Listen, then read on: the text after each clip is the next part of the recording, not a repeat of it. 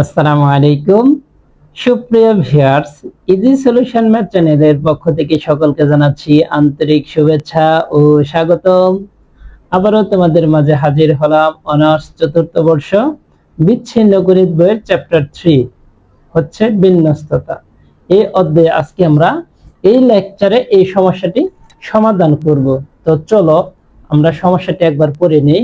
দেখো সমস্যাতে কি বলা আছে, যদি n ও r পূর্ণ সংখ্যা এবং 1 less than equal r less than equal n হয় তবে দেখাও যে n r, দেখো এটা আমি ব্যাখ্যা করে দিতেছি, less than equal n to the power r to the power কত n মাইনাস r। তো সুপ্রিয় শিক্ষার্থীবৃন্দ, তোমরা দেখো এইখানে n r এটাকে মিন করতেছে হচ্ছে n c r, এটাকে শর্টকাটে এভাবে লিখছি, তার মানে এটা কি n c r less than equal হচ্ছে n to the power r two to the power r minus 1। এটা আমাকে দেখাতে হবে, ঠিক আছে?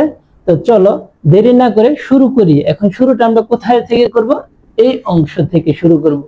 এখন দেখো এই অংশটা কি NCR, তার মানে আমরা NCR এর কিন্তু আমরা সূত্র জানি। তাহলে দেখো আমরা শুরু করি। আমরা জানি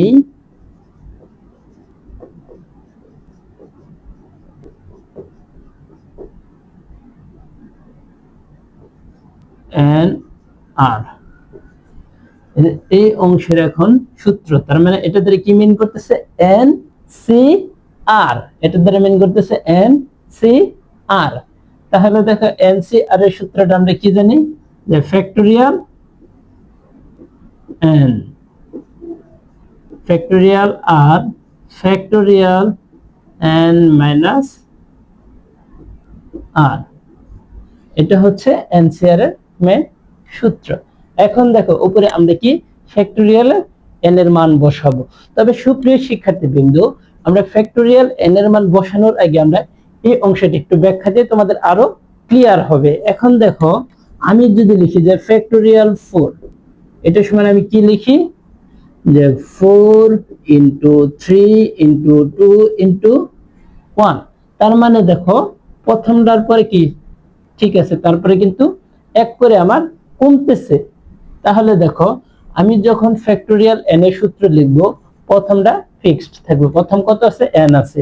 যখন দ্বিতীয়টা লিখব তখন কি হবে n মাইনাস 1, তারপরে যখন তৃতীয়টা লিখব তখন কি n মাইনাস 2, তার মানে এক করে পর্যায়ক্রমে কি হবে আমার কমবে।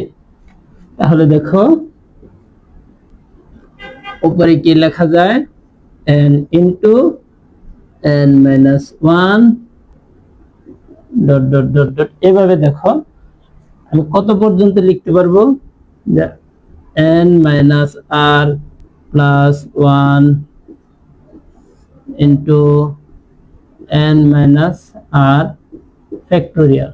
তার মানে আমি এইভাবে যদি লিখি, তার মানে দেখো আমি n মাইনাস r পর্যন্ত লিখতে পারবো। এখন নিচে দেখো আমি এই অংশটা যদি লিখি ফ্যাক্টোরিয়াল r এর ক্ষেত্রে ঠিক সেম এই ফর্মুলাটা আমরা ইউজ করব।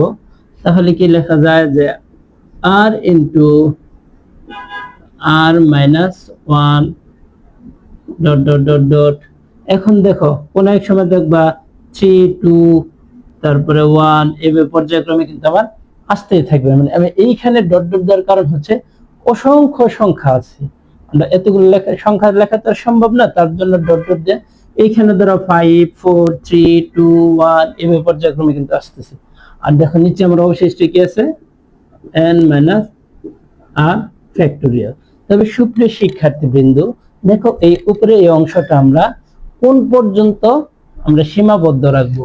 এখন সীমাবদ্ধটা ওই পর্যন্তই রাখবো। দেখো নিচে কি আছে n মাইনাস r আছে, তার মানে এই উপরে মান বসাইতে বসাইতে কোন পর্যন্ত যাব, n মাইনাস r পর্যন্ত যাবে। এর কারণ হচ্ছে আমি ক্যালকুলেশনটা একটু শর্ট করার জন্য। এখন দেখো আমার এই অংশ আর এই অংশটা কি করা যায়, কাটা দেওয়া যায়।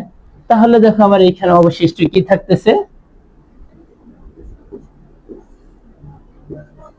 n into n minus 1 dot dot dot dot n minus r plus 1, আর নিচে কি থাকতেছে r into r minus 1 dot dot dot dot to 1।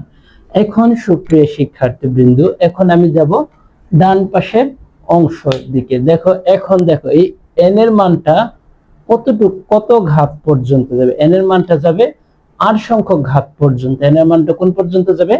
r সংখ্যক ঘাত পর্যন্ত। আর নিচে দেখো তো এই 2 যাবে কত ঘাত পর্যন্ত? r minus 1 সংখ্যক ঘাত পর্যন্ত। তাহলে দেখো এখন এটা যদি আমরা নিতে চাই তাহলে এইখানে আমরা একটু তুলনা করব। দেখো n আর n minus 1 এর ক্ষেত্রে কে বড়? মনে করো ধরো আমি n সমান সমান 3 লিখলাম, তাহলে দেখো আমি এটা তুলনা করব n minus 1 এর সাথে। তার মানে দেখো কি n minus 1 এর সাথে তুলনা করে 3 minus 1 সমান সমান কত পেতেছি? 2। তার মানে এটা কিন্তু ছোট। আমি যদি লিখি n minus 2, n এর মানে আমি কত ধরে নিছি? 3 ধরে নিছি, যে 3 minus 2 সমান 1।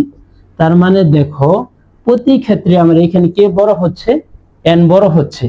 আর n minus 1, n minus 2, n minus 3 পর্যায়ক্রমে কি হচ্ছে? ছোট হচ্ছে। তাহলে দেখো তখন আমার চিহ্নটা কি হবে? পরিবর্তন হবে। তাহলে দেখো n into n dot dot dot dot কতটুক পর্যন্ত যাবে? এইখানে আমার দেখো সীমা হচ্ছে কত? r সংখ্যক পর্যন্ত। তাহলে আমি কি লিখব?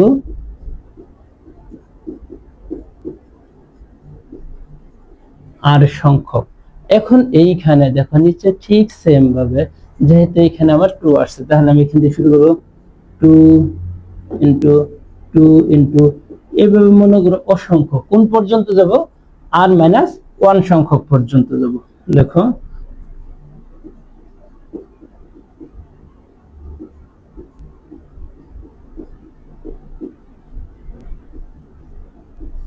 r minus 1 সংখ্যক পর্যন্ত যাব।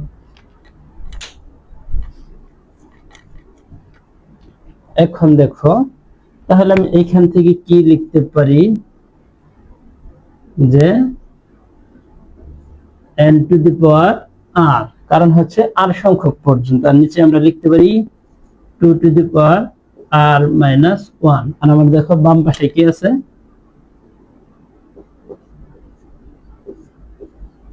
n r n c r। এটি কিন্তু আমাকে কি বলছে? দেখাতে বলছে। দেখো ভিডিওটা কেমন লাগলো? আশা করি তোমরা সকলে বুঝতে পারছো। আজকের ক্লাস এই পর্যন্তই। সকলে সুস্বাস্থ্য কামনা করে এখানে বিদায় নিচ্ছি। আসসালামু আলাইকুম।